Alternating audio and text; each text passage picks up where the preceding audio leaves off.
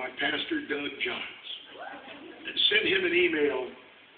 And I thank you, Pastor Giles, because you speak the truth with a dose of tough love. And I'm happy for it. I, too, have a daughter named Hannah. I don't know if it's because Hannah in the Bible was a woman of such purpose, taking Samuel to the temple. But my Hannah has in common with your Hannah a deep commitment to this country and the things that are right about it, and making more things right about it in the years ahead. Shout out to my other daughter, my older daughter, Nicole, and John Micah. M-I-C-A-H, not to be confused with the congressman from the Orlando area of Florida. My dear bride, Miss Mary, sends her regards and regrets. She's at home working on the campaign to unseat someone, unfortunately, who is part of the amorphous they. More on that in just a second. First, this report from Mary. She went to the post office today, and there was a bushel basket of mail. If you haven't helped, the website is jd4senate.com. And in evidence of the campaign we are mounting to bring a consistent conservative back to the U.S. Senate from Arizona, that would be me. Front and center, one of my favorite bloggers, a citizen of Arizona, Barbara Espinoza. Barbara, stand up. Let everybody see that lovely T-shirt you have on. I am standing. Bless your heart, sweet, beating hard to beat. Let me get to it. This is a real-life example. If you want to see how politicians try to undergo campaign year conversions, you've got my friend, I hate using that term because he uses it all the time. You have my senior senator, John McCain. Because John has undergone a campaign year conversion to conservatism.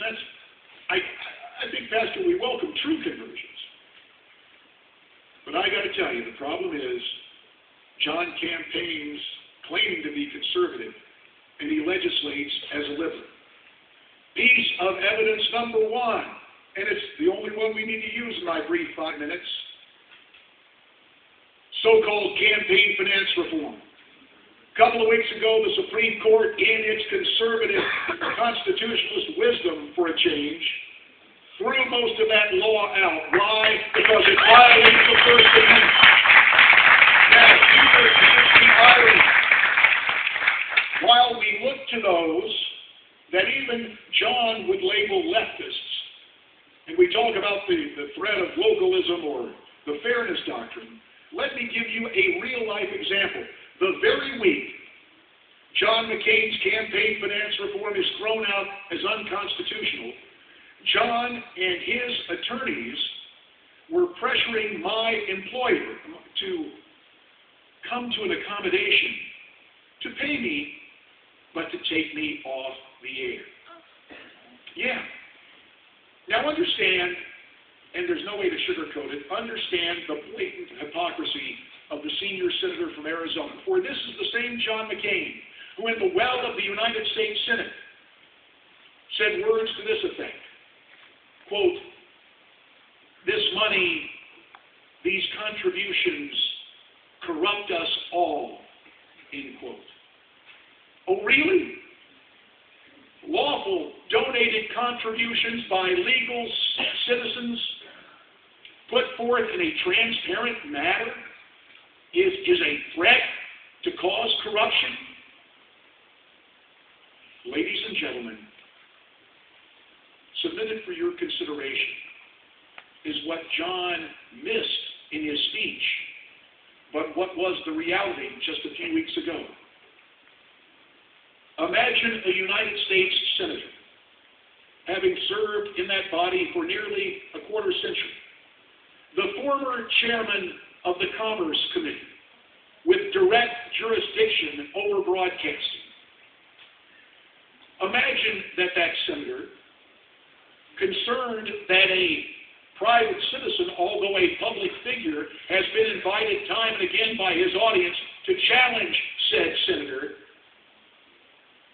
decides in the current legislative session, as the lead Republican sponsor of the low-power FM bill, decides to use his position to intimidate a broadcasting corporation into silencing the voice of an employee legally contracted to do a job. That is exactly what happened. I say that without venom nor vitriol. That is the fact. And you wonder why John McCain is facing this challenge? It is because, after 28 years in Washington,